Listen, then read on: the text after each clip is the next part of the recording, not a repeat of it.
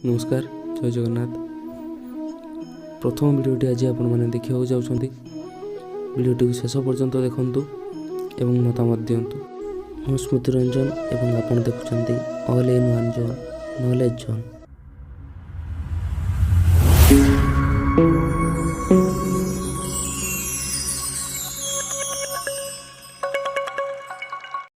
बंधुगण से होउछंती विश्वर सृष्टिकर्ता, जगतर पालनकारी एवं महाप्रभु, जहाँ नाम शुणिले असाध्य कार्य साध्य हुए, असंभव संभव हो पारे, मूक भी कथा कहे एवं अंध भी देखिपारे। से होउछंती श्री जगन्नाथ।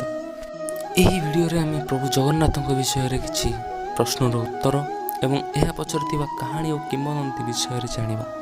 सो फ्रेंड्स, समय नष्ट न करी चलन देखिबा आजिर विषय Shri Jagannath.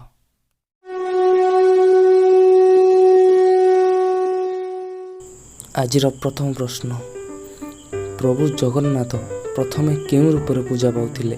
Option A Gopinath, option B Nagarjuna, option C Nilamadhab किंबा ऑप्शन डी भैरव।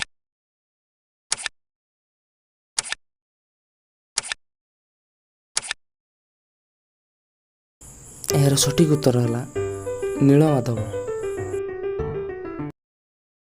बंधुगण कह जाए जे शबर राजा विश्वावसु भगवान विष्णुंकर स्वप्नदेश क्रमे तांको शरीर अवशिष्टांश को ठाब करी ताको अति गोपनीयतार सहित नीलगिरी पर्वतर एक गुंफारे पूजा करुथिले।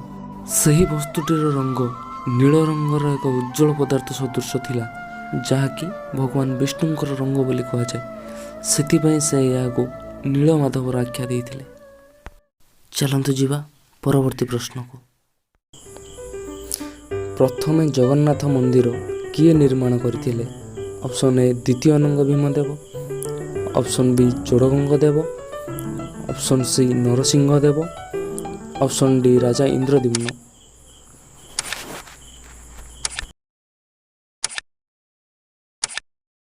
यार सठिक उत्तर राजा इंद्रद्युम्न। पुराण रे वर्णित अछि जे राजा इंद्रद्युम्न को प्रथमे भगवान विष्णु स्वप्नदेश माध्यम जणाइथिले जे तांको शरीर अवशिष्टांश उत्कलर कौनसी एक स्थान रे पूजा पाउछि।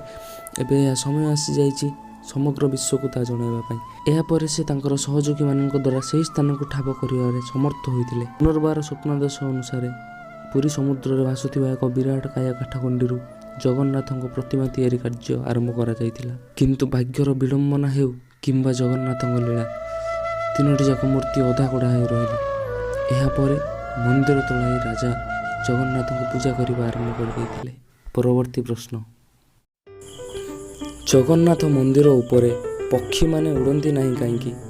ए पवनर गति जोगु, बी गरुड़ंक अवस्थान जोगु, सी चुंबकीय शक्ति जोगु, डी अधिक तापमात्रा जोगु।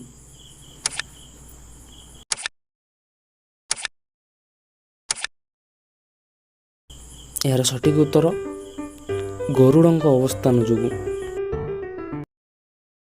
बंधुगण पुराण कहे जे भगवान विष्णुंक अवतार होउछन्ति जगन्नाथ एवं पक्षीराज गरुड़ विष्णुंकर परम भक्त होइतिबारु से निजे जगन्नाथ मंदिर को सुरक्षा प्रदान करुछन्ति।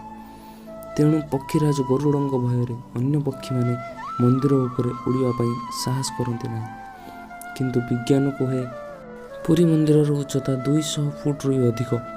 तेणु पुरी अंचल रे 200 फुट रु अधिक उच्चतार उड़िया वाला पक्षी नाहांती। यह केते दूर सत ता ए पर्यंत भी प्रमाण होई पारि नाही। परवर्ती प्रश्न, जगन्नाथଙ୍କ रथरे केते खंड काठ लागे?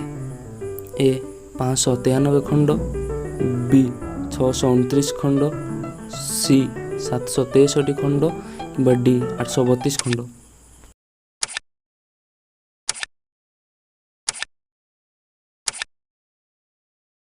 यार सठिक उत्तर डी 832 खंड। जगन्नाथ रथ को नंदीघोष बोली कह जाए। यार उच्चता 44 फुट 2 इंच और दैर्घ्य प्रस्थ 34 फुट 6 इंच विशिष्ट होता है। सेहीपरि बलभद्रଙ୍କ रथरे 763 खंड और सुभद्राଙ୍କ रथरे 593 खंड काठ व्यवहार करा जाए। ଏହି ରଥର ଉଚ୍ଚତା ଯଥାକ୍ରମେ 43 ଫୁଟ 3 ଇଞ୍ଚ ଓ 42 ଫୁଟ 3 ଇଞ୍ଚ ହୋଇଥାଏ ଏବଂ ଏହାର ଚକ ସଂଖ୍ୟା 14 ଓ 12 ହୋଇଥାଏ। ପରବର୍ତ୍ତୀ ପ୍ରଶ୍ନ, ଜଗନ୍ନାଥଙ୍କ ପାଖରେ ଲାଗି ହେଉଥିବା ପ୍ରଥମ ଭୋଗର ନାମ କ'ଣ? ଏ ବଡ଼ ଶଙ୍କୁଡ଼ି ଭୋଗ, ବି ଗୋପାଳ ବଲ୍ଲଭ, ସି ସକାଳ ଧୂପ କିମ୍ବା ଡି ମଧ୍ୟାହ୍ନ ଭୋଗ।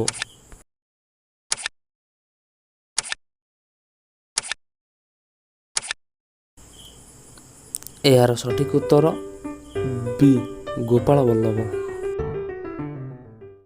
ଗୋପାଳ ବଲ୍ଲଭ ଭୋଗ, ଏହାକୁ ଜଗନ୍ନାଥଙ୍କର ଜଳଖିଆ ବୋଲି କୁହାଯାଏ। ଏଥିରେ ନଡ଼ିଆ କୋରା, ଖଇ, ପାଚିଲା କଦଳୀ, ଦହି, ନଡ଼ିଆ ପାତି ଇତ୍ୟାଦି ପଦାର୍ଥ ଭୋଗ ହୁଏ। ଚାଲନ୍ତୁ ଯିବା ପରବର୍ତ୍ତୀ ପ୍ରଶ୍ନକୁ।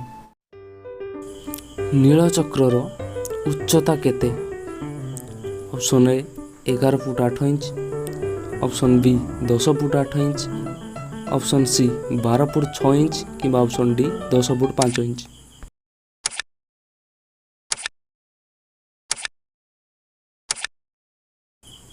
ତେବେ ଏହାର ସଠିକ ଉତ୍ତର ଏ 11 ଫୁଟ 8 ଇଞ୍ଚ। ଏହା ଶ୍ରୀମନ୍ଦିରର ଚୂଡ଼ାରେ ଲାଗିଥାଏ। ଏହା ଏକ ଅଷ୍ଟଧାତୁ ନିର୍ମିତ ବିଶାଳ ଚକ୍ର ଏବଂ ସୁଦର୍ଶନ ଚକ୍ର ସଦୃଶ।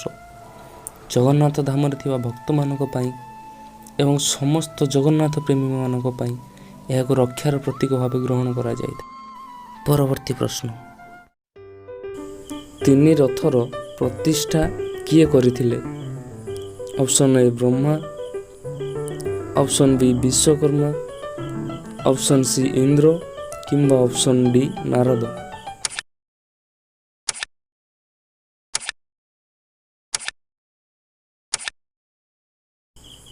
ତେବେ ଏହାର ସଠିକ ଉତ୍ତର ଅପସନ୍ ଡି ନାରଦ। ବନ୍ଧୁଗଣ, ସ୍ୱର୍ଗର ବଢ଼େଇ ବିଶ୍ୱକର୍ମା, ଯିଏ ସମସ୍ତ ଦେବାଦେବୀମାନଙ୍କ ପାଇଁ ରଥ, ବାହନ ଆଦି ନିର୍ମାଣ କରିଥାନ୍ତି, ସେ ହିଁ ଜଗନ୍ନାଥଙ୍କ ରଥ ନିର୍ମାଣ କରିଥିଲେ। ଏହାପରେ ବ୍ରହ୍ମାଙ୍କଠାରୁ ଆଜ୍ଞା ପାଇ ନାରଦ ତିନୋଟି ରଥର ପ୍ରତିଷ୍ଠା କରିଥିଲେ। ପରବର୍ତ୍ତୀ ପ୍ରଶ୍ନ, ଜଗନ୍ନାଥ ମନ୍ଦିର ଉପରେ ପ୍ରଥମେ କିଏ ଆକ୍ରମଣ କରିଥିଲା? Option A Raktabahu, option B Kalapahad, option C Firoz Shah କିମ୍ବା ଅପସନ୍ ଡି ଔରଙ୍ଗଜେବ।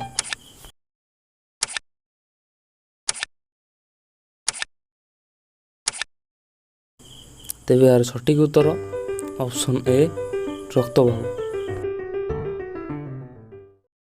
ଷଷ୍ଠ ଶତାବ୍ଦୀର ଶେଷ ବେଳକୁ ରକ୍ତବାହୁ ପୁରୀ ମନ୍ଦିର ଉପରେ ଆକ୍ରମଣ କରିଥିଲା। ସେତେବେଳେ ଓଡ଼ିଶାର ରାଜା ଥିଲେ ଶୋଭନ ଦେବ। ରକ୍ତବାହୁ ଠାରୁ ଯୁଦ୍ଧରେ ପରାସ୍ତ ହେବାର ଜାଣି ସେ ତିନି ଠାକୁରଙ୍କୁ ସୁରକ୍ଷା ଦେବା ପାଇଁ ନିଜର ସହଯୋଗୀଙ୍କ ସହିତ ତିନି ମୂର୍ତ୍ତିକୁ ଧରି ଜଙ୍ଗଲରେ ପଶ୍ଚିମ ଆଡ଼କୁ ଯାତ୍ରା କରିଥିଲେ ଏବଂ ତ୍ରିକୁଟ ପର୍ବତରେ ଥିବା ଦାରୁକୋଣ ଗୁମ୍ଫା ଭିତରେ ତିନି ଠାକୁରଙ୍କୁ ରଖି ଗୁମ୍ଫାର ଦ୍ୱାର ବନ୍ଦ କରିଦେଇଥିଲେ। ଏହାର ଦୀର୍ଘ 144 ବର୍ଷ ପରେ ଓଡ଼ିଶାର ରାଜା ଯଯାତି କେଶରୀ ଗୁମ୍ଫାର ସନ୍ଧାନ ପାଇ ତିନି ଠାକୁରଙ୍କୁ ପୁନର୍ବାର ଆଣି ଶ୍ରୀମନ୍ଦିରରେ ସ୍ଥାପନା କରିଥିଲେ। ସେହି ଜାଗା ଏବେ ସୁବର୍ଣ୍ଣପୁର ଜିଲ୍ଲାରେ ପାତାଳି ଶ୍ରୀକ୍ଷେତ୍ର ଭାବେ ପରିଚିତ। ପରବର୍ତ୍ତୀ ପ୍ରଶ୍ନ, ଅତୀତରେ ଶ୍ରୀମନ୍ଦିର ଉପରେ କେତେ ଥର ଆକ୍ରମଣ ହୋଇଛି? ଅପସନ୍ ଏ 20 ଥର, ଅପସନ୍ ବି 18 ଥର, ଅପସନ୍ ସି 15 ଥର କିମ୍ବା ଅପସନ୍ ଡି 10 ଥର।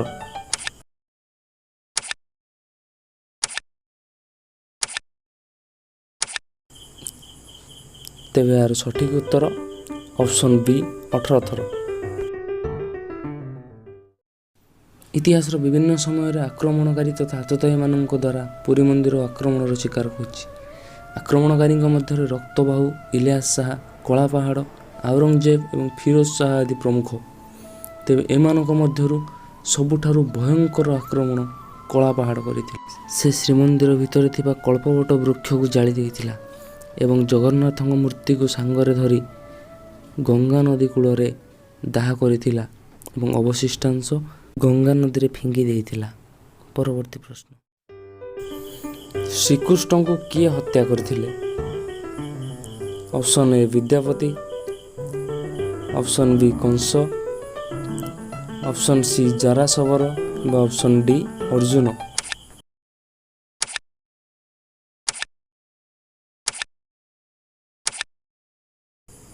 ଏହାର ସଠିକ୍ ଉତ୍ତର ଅପସନ୍ ସି ଜାରାଶବର। ପୌରାଣିକ କାହାଣୀ ଅନୁସାରେ ଜାରାଶବର ଶ୍ରୀକୃଷ୍ଣଙ୍କୁ ହତ୍ୟା କରିବା ପରେ ଯେତେବେଳେ ଶବଦାହ କରିଥିଲେ ସେତେବେଳେ ଶ୍ରୀକୃଷ୍ଣଙ୍କର ହୃଦୟଟି ସମ୍ପୂର୍ଣ୍ଣ ରୂପେ ଦାହ ହୋଇନଥିଲା। ଏହାପରେ ଜାରାଶବର ପୁନର୍ଜନ୍ମ ପାଇ ଶବରରାଜ ବିଶ୍ୱାବସୁ ରୂପେ ଜନ୍ମ ହୋଇଥିଲେ ଏବଂ ଭଗବାନ ବିଷ୍ଣୁଙ୍କର ସ୍ୱପ୍ନାଦେଶ କ୍ରମେ ଶ୍ରୀକୃଷ୍ଣଙ୍କର ସେହି ଅଂଶବିଶେଷକୁ ଆବିଷ୍କାର କରି ଘଞ୍ଚ ଜଙ୍ଗଲ ଭିତରେ ଥିବା ଏକ ଗୁମ୍ଫାରେ ନୀଳମାଧବ ରୂପେ ପୂଜା କରୁଥିଲେ। ପୁଣି କୁହାଯାଏ ଯେ ସେହି ଅଂଶବିଶେଷଟିକୁ ଚତୁର୍ଦ୍ଧାମୂର୍ତ୍ତିଙ୍କ ମଧ୍ୟରେ ଥିବା ବ୍ରହ୍ମ ପଦାର୍ଥ ରୂପେ ସ୍ଥାପନା କରାଯାଇଅଛି, ଯାହାକି ଜଗନ୍ନାଥଙ୍କୁ ଏବେ ବି ଜୀବିତ ରଖୁଛି। ପରବର୍ତ୍ତୀ ପ୍ରଶ୍ନ, ଜଗନ୍ନାଥଙ୍କ ସବୁଠାରୁ ଦୁର୍ଲଭ ବେଶ କେଉଁଟି? Option A Sunabesha, option B Raghunath ବେଶ, ଅପସନ୍ ସି ହରିହର ବେଶ କିମ୍ବା ଅପସନ୍ ଡି ନାଗାର୍ଜୁନ ବେଶ।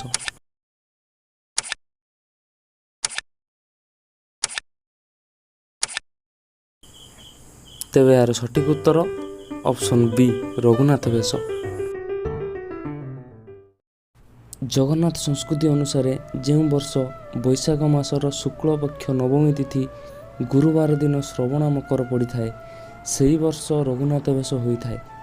ଏହି ବେଶରେ ପ୍ରଚୁର ପରିମାଣରେ ଅଳଙ୍କାର ଆଭୂଷଣର ଆବଶ୍ୟକତା ପଡ଼ିଥାଏ। ଏହା ଜଗନ୍ନାଥଙ୍କର ସବୁଠାରୁ ଦୁର୍ଲଭ ବେଶ। ଶେଷ ଥର ପାଇଁ 1905 ମସିହା ଏପ୍ରିଲ 26 ତାରିଖରେ ଶ୍ରୀମନ୍ଦିରରେ ଏହି ବେଶ କରାଯାଇଥିଲା। ଏହା ପରଠାରୁ ଏହି ବେଶ କେବେ ବି ହୋଇନାହିଁ। ବନ୍ଧୁଗଣ, ଏହି ଥିଲା ଜଗନ୍ନାଥଙ୍କ ବିଷୟରେ କିଛି ଜଣା ଅଜଣା କଥା। ଯଦି ଭିଡ଼ିଓଟି ଭଲ ଲାଗିଛି ତେବେ ଲାଇକ୍ କରନ୍ତୁ, ସାଙ୍ଗମାନଙ୍କୁ ଏବଂ ପରିବାର ବର୍ଗଙ୍କୁ ସେୟାର କରନ୍ତୁ ଏବଂ କମେଣ୍ଟ ବକ୍ସରେ ମତାମତ ଦିଅନ୍ତୁ। ଏହିପରି ଅନ୍ୟାନ୍ୟ ବିଷୟରେ ନୂଆ ନୂଆ ଭିଡ଼ିଓ ଦେଖିବା ପାଇଁ ଚ୍ୟାନେଲଟିକୁ ସବସ୍କ୍ରାଇବ୍ କରନ୍ତୁ। ଆଜି ପାଇଁ ଏତିକି, ପୁଣି ଦେଖା ହେବ ଆଉ ଗୋଟିଏ ନୂଆ ଭିଡ଼ିଓରେ। ନମସ୍କାର, ଜୟ ଜଗନ୍ନାଥ।